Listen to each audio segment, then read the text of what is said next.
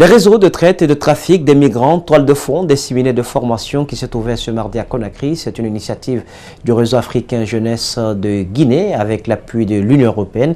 Ce séminaire vise à sensibiliser plus de monde sur les méfaits de ce fléau dont les conséquences sont désastreuses pour de nombreuses familles dans la sous-région. Idrissa Bari, Ibrahima Souma pour le compte-rendu. Ce séminaire est organisé à la suite d'un constat selon lequel plusieurs jeunes Guinéens et de la sous-région sont victimes de fausses promesses de contrats de travail dans les pays du Golfe au Maghreb. Mais une fois à destination, c'est le cauchemar. Ces jeunes sont pour la plupart victimes de traitements inhumains, de séquestration et parfois même de viols.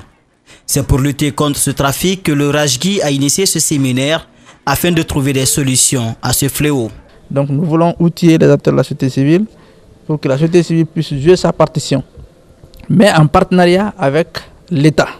Je voudrais que ce séminaire soit vraiment l'occasion d'un véritable espace de dialogue entre la société civile et les représentants gouvernementaux afin qu'on puisse établir un véritable partenariat entre les deux. Chaque année, l'État, en collaboration avec l'Organisation internationale pour la migration, procède à des rapatriements volontaires de certains migrants. Malgré tout, cela ne décourage pas certains candidats. Quelles sont les conséquences de la migration irrégulière et illégale pour les pays de départ comme la Guinée? Et ça se fait très mal d'apprendre que cette jeunesse qui est capable ou qui est en train de fortifier l'économie guinéenne soit dans des situations comme ça. Donc nous, c'est quelque chose qui n'a pas, comme je l'ai dit dans la salle, ça n'a aucun aspect positif. Selon le président de la coalition Publiez ce que vous payez Guinée, pour que ce fléau diminue, il faut véritablement une politique et de réglementation qui accompagne le départ des mouvements des bras valides du pays. Le monde de la santé nationale en conclave ce mardi à Conakry. Ils étudient, ces acteurs, les mécanismes de financement du secteur de la santé.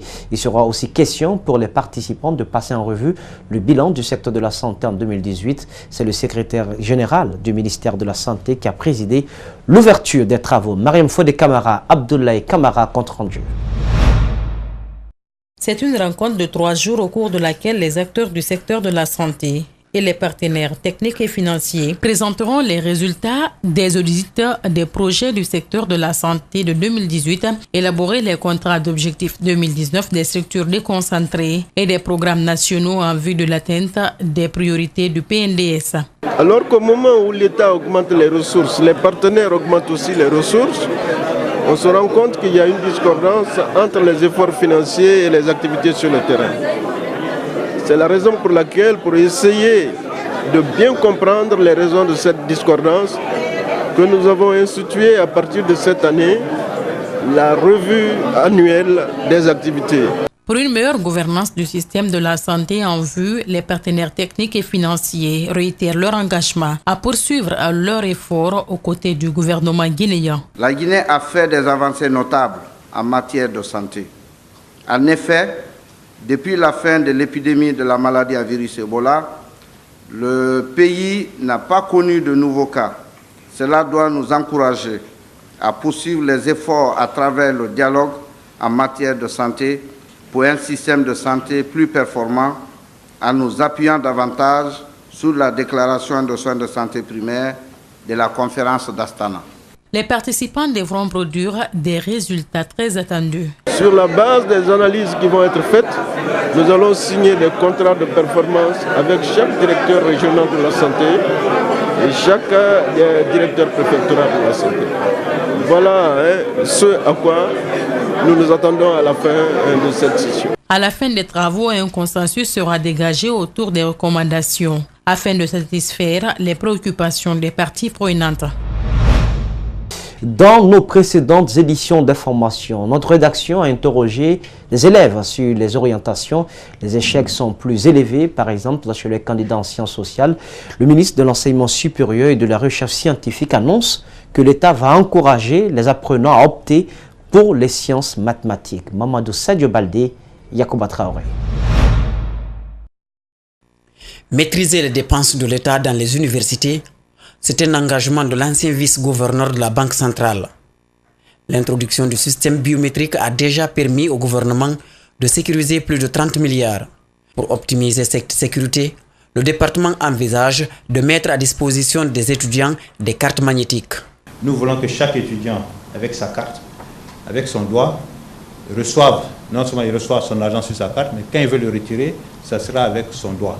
Donc s'il n'est pas là, il ne pourra jamais toucher l'argent et l'argent va retourner dans le budget de l'État. Et par exemple, si l'étudiant à Cancan, il ne pourra toucher son argent qu'à Cancan. Parce qu'il ne pourra pas rester à Conakry pour dire qu'il va toucher son argent à Conakry. Ça, ce ne sera pas possible. Nous sommes en train de travailler là-dessus.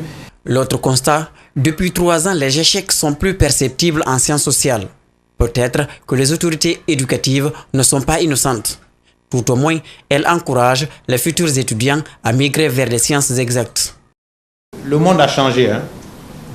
Aujourd'hui, les bacheliers qui nous viennent, près de 60% sont des sciences sociales. Je n'ai pas dit que c'est mauvais, mais il faut qu'on puisse inverser les tendances. Les gens ont peur des mathématiques. La Guinée est un pays en chantier, alors vaut mieux inciter les élèves à épouser les sciences exactes. La lumière attend les candidats et leur devenir presque assuré, souligne le ministre. Parce que quand on est mathématicien, on peut faire les finances, on peut faire la littérature, on peut faire l'ingénierie, on peut faire tout ce qu'on veut pratiquement, même la médecine. Mais les gens ont une peur bleue des mathématiques. Et d'ailleurs, pour encourager les gens à aller en mathématiques, nous sommes en train de discuter avec le Next Einstein Forum pour pouvoir recruter ceux qui, après la licence, pour aller dans des formations de niveau très avancé. Installer des laboratoires dans les universités pour faciliter aux étudiants la recherche est l'autre promesse tenue par Yorobalde. Un petit détour à l'intérieur du pays. Le métier de tisserand à Pillon-sur-Rue dans la préfecture de Pita. Ils sont nombreux, ces tisserands dans la ville qui s'organisent du mieux qu'ils peuvent dans la confection des tissus. En dépit de la solidarité, ils sont confrontés à plusieurs difficultés, notamment l'achat des matières premières et l'écoulement des produits finis. Abdourahmane Ba, Tirno Sadouba ont fait un tour dans un atelier de tisserand à Pita. Suivez. Ce bruit, c'est le va-et-vient des navettes qui s'échappent entre ces fils de coton. De la tête aux pieds, ce mouvement est obligatoire pour la confection des pagnes artisanaux. Ils sont une trentaine à se réunir sous ces manguiers et travaillent d'arrache-pied pour au moins atteindre le quota journalier, 6 pagnes. Chacun peut confectionner au moins 6 pagnes par jour. Pour la matière première, on achète un paquet de fil blanc à 58 000 et le noir à 68 000. Ce métier se forge dans l'âme, car ces tisserands sont armés de passion et de courage pour se consoler des périodes difficiles qu'ils rencontrent sur le marché. La matière première est chère, et la vente des pagnes artisanaux souffre de la concurrence des produits industriels qui se vendent à prix très abordable. On peut acheter 3 pagnes industriels sur le marché à 68 000, mais les pagnes artisanaux produits finis se vendent à 115 000 les 3, et les gens préfèrent toujours acheter ce qui est moins cher. C'est un véritable problème pour nous. Ils peinent à développer leur activité sur le marché du textile. Mais les artisans de Pita continuent à placer leur confiance en la force esthétique du tissu africain.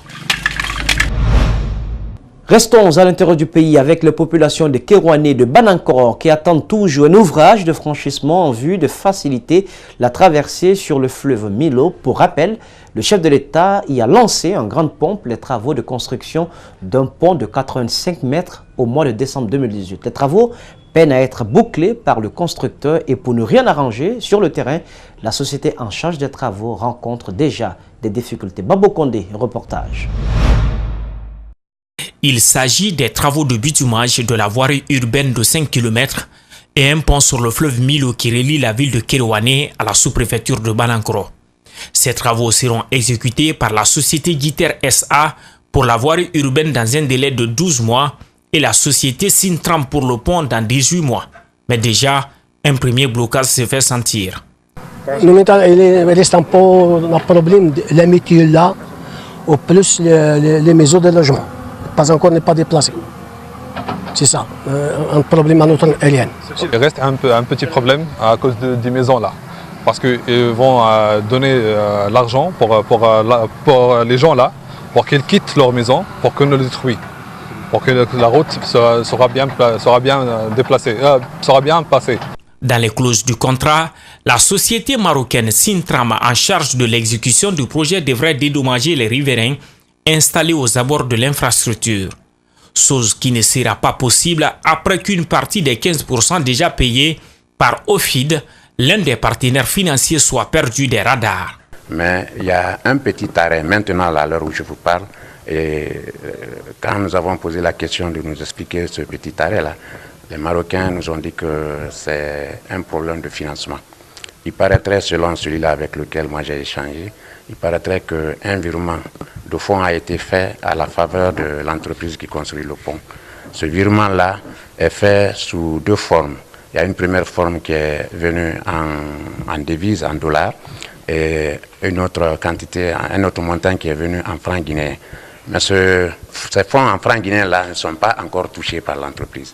Et le Marocain, le coordinateur des travaux qui est là, lui-même se demande où est passé ce fonds-là. Le bitumage des voiries urbaines et la construction du pont ici à Kerewane ont été lancés par le chef de l'État lui-même le mois de décembre dernier, pour un coût global de plus de 60 milliards de francs guinéens, seulement pour le pont sur le Milo.